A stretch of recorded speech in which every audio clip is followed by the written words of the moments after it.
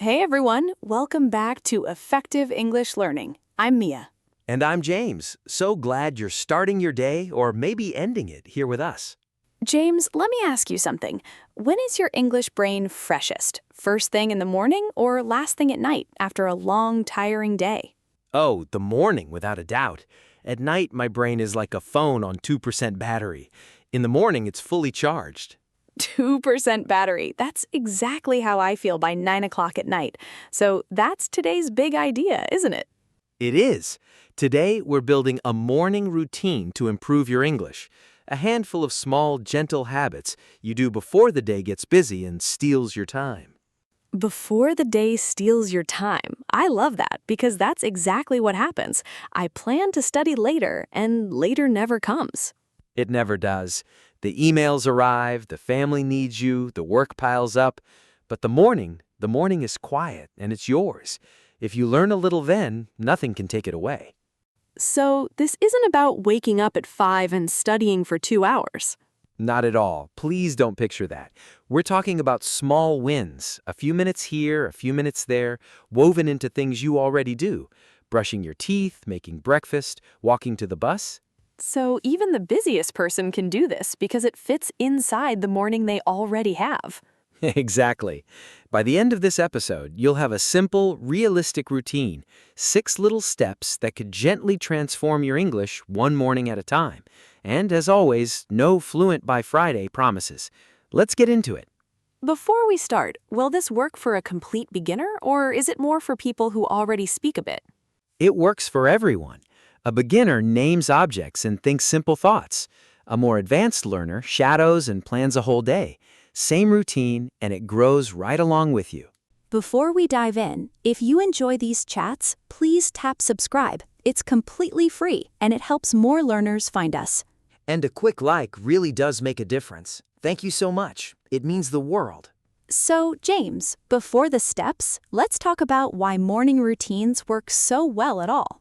Great question. The main reason is consistency. A routine removes the hardest part, deciding.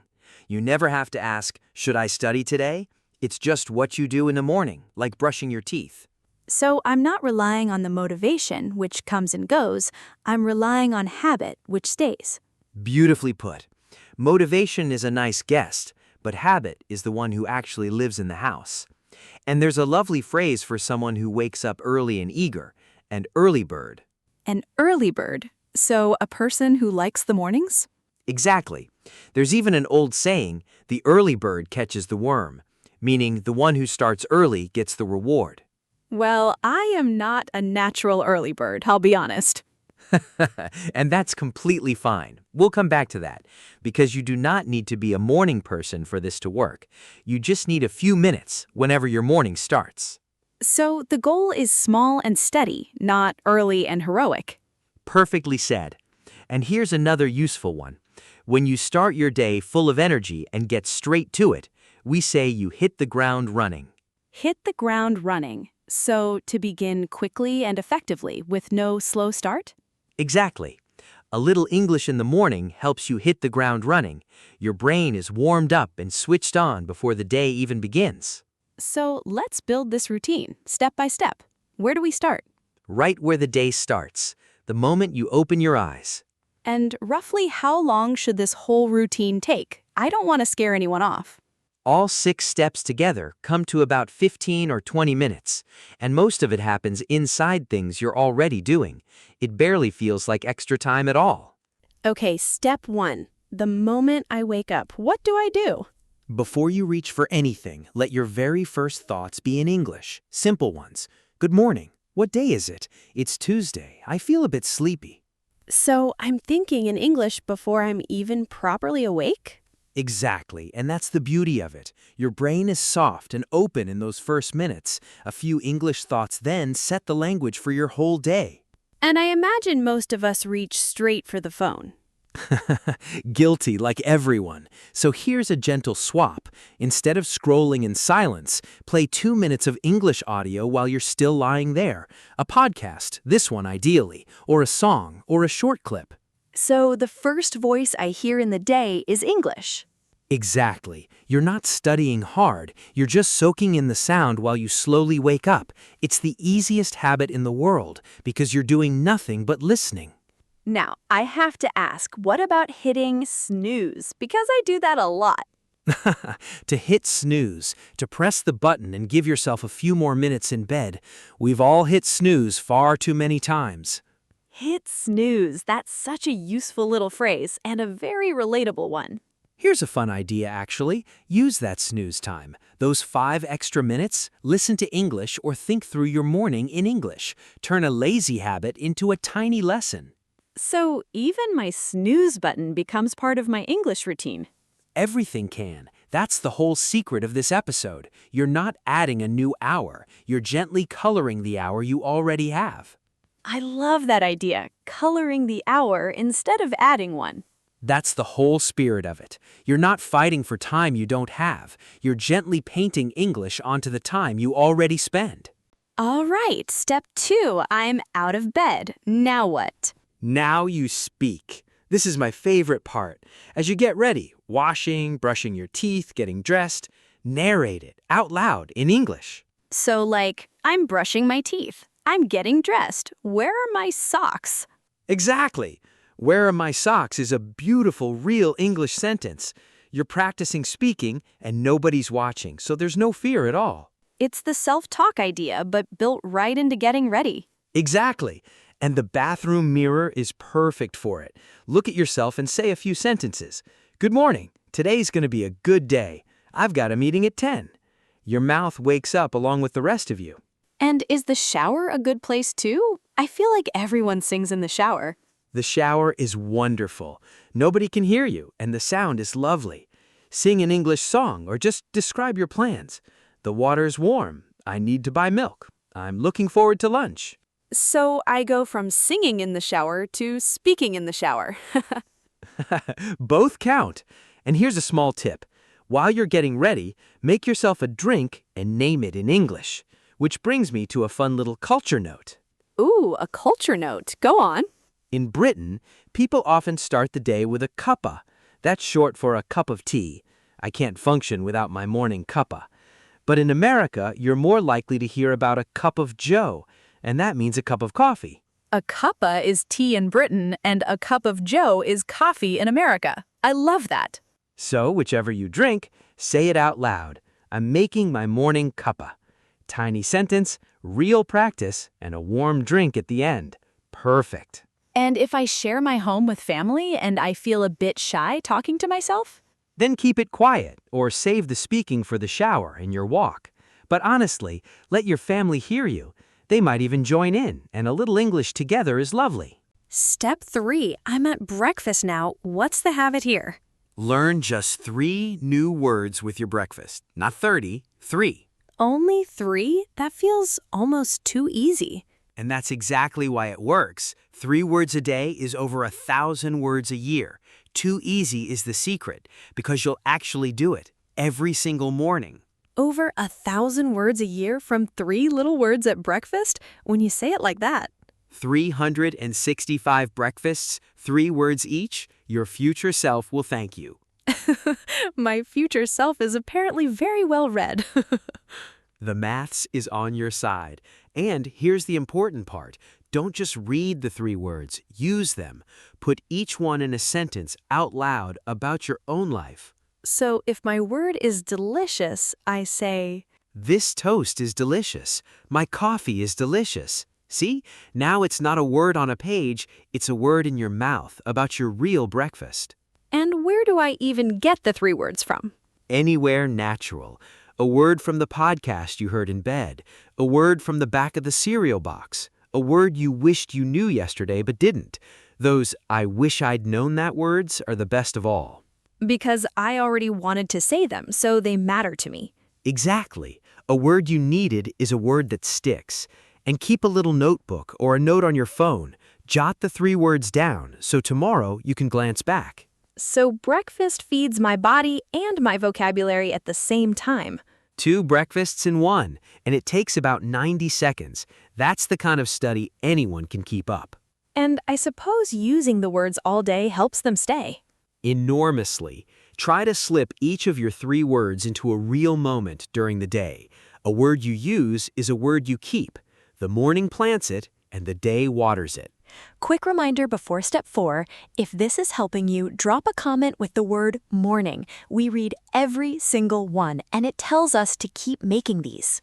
Just one word, morning. Go on, we'll see it. Right. Step 4. I've had breakfast, and now I'm leaving the house. What's the habit for the journey? The journey is golden time. Whether you walk, drive, or take the bus, this is when you do a little shadowing. Remind everyone what shadowing is. We've mentioned it before. Of course, you play a short clip, a sentence or two, and you copy it immediately, out loud or under your breath. You match the speed, the rhythm, and the music of the voice. You're not just listening, you're becoming the voice. So my commute turns into a speaking lesson, and nobody even notices. Exactly. On a busy street or in a quiet car, you can shadow away. 5 minutes of copying a natural voice does more for your accent and flow than an hour of silent reading. Thoughtful, and it uses time that would otherwise be completely empty. That's the magic of a morning routine. It fills the dead minutes. Waiting for the bus, walking the dog, sitting in traffic. Those minutes were going to pass anyway. Now, they teach you something. What should I shadow, though? Where do I find good clips? Anything with clear, natural speech that you enjoy. A slow podcast, a favorite show, an audiobook. The key word is enjoy. If you like the voice, you'll come back to it tomorrow.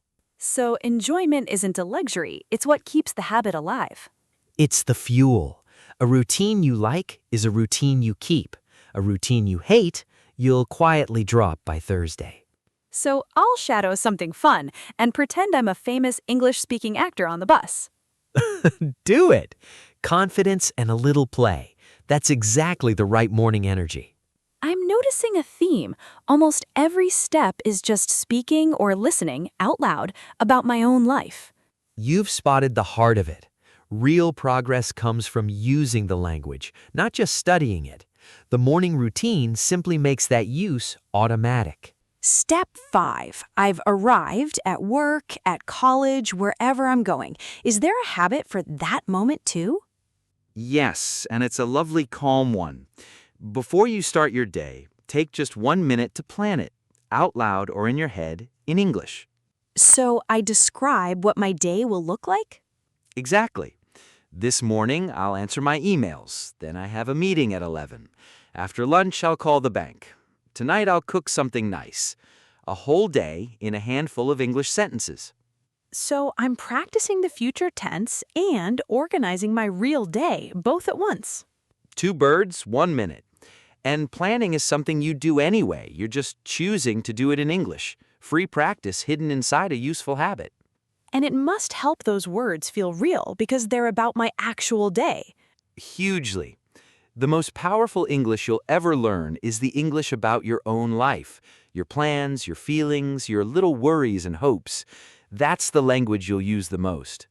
Could I write it down instead if I prefer? Absolutely. A 1-minute journal works beautifully. 3 lines about your plan or about how you feel that morning. Writing it slows you down just enough to notice your English and tidy it up. So speaking it or writing it, either way, I'm starting the day inside the language.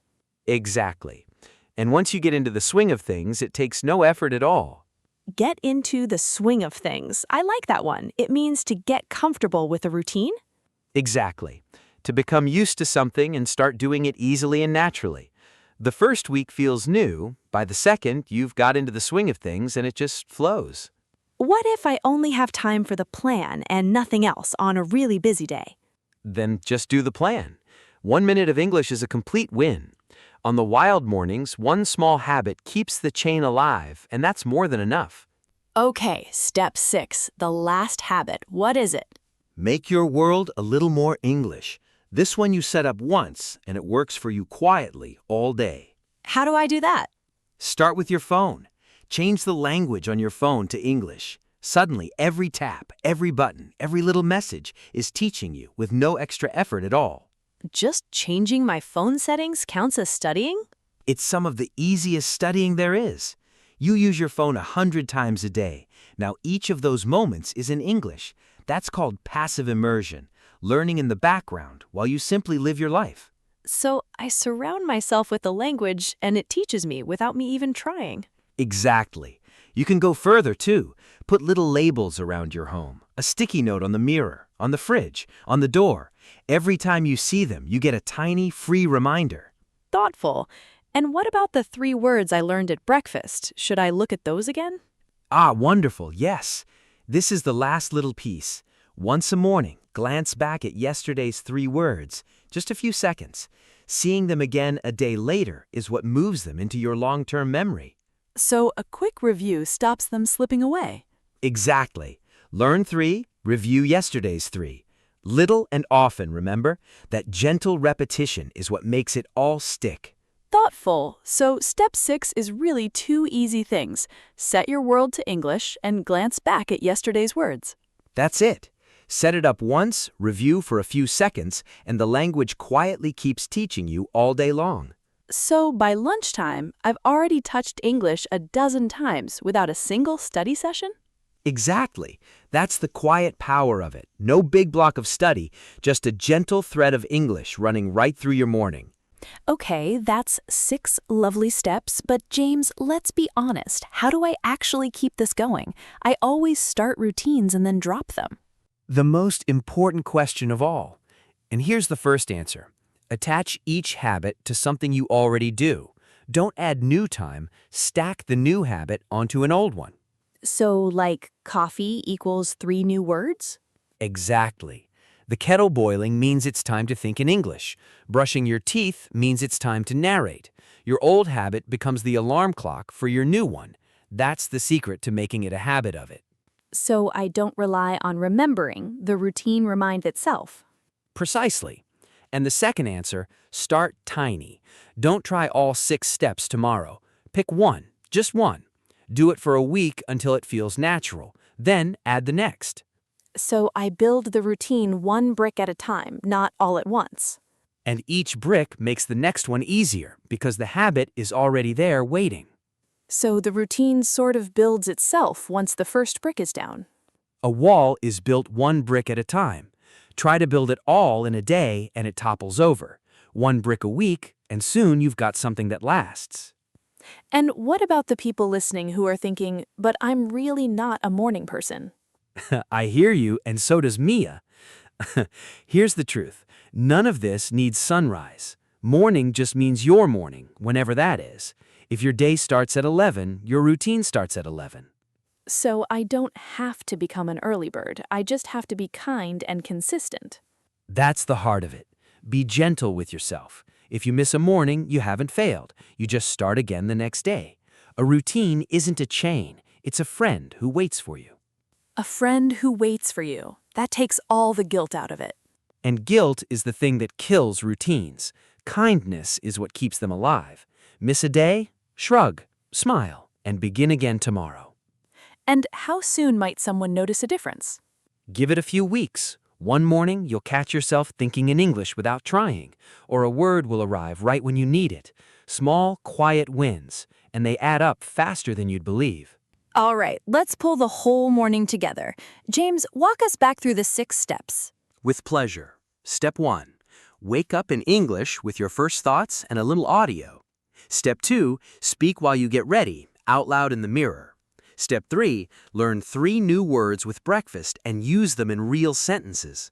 Keep going. Steps 4, 5, and 6. Step 4. Shadow a voice on your journey. Step 5. Plan your day in 1 English minute. And step 6. Make your world English. Your phone, your labels, and a quick review of yesterday's words. And how do we make it all stick? Stack each habit onto something you already do. Start with just one and be kind to yourself when you slip. Little and often always wins. And today's handy phrases? Playful, an early bird, to hit the ground running, to hit snooze, to get into the swing of things, to make a habit of it, and the cozy cuppa versus the American cup of joe. And the one big idea if you forget everything else. Agreement. Your morning is quiet and it's yours. A few small English habits then before the day gets busy will gently change everything, one morning at a time. So, here's our question for you today, and we really do read every comment. Curious, which one step will you try tomorrow morning? Just pick one and tell us down in the comments. We'd love to cheer you on. And if today helped, a like, a subscribe, and a share with a friend who's learning English would honestly mean the world to us. So, tomorrow, wake up, take a breath, think one thought in English, and start your day the effective way. See you next time. Bye, everyone.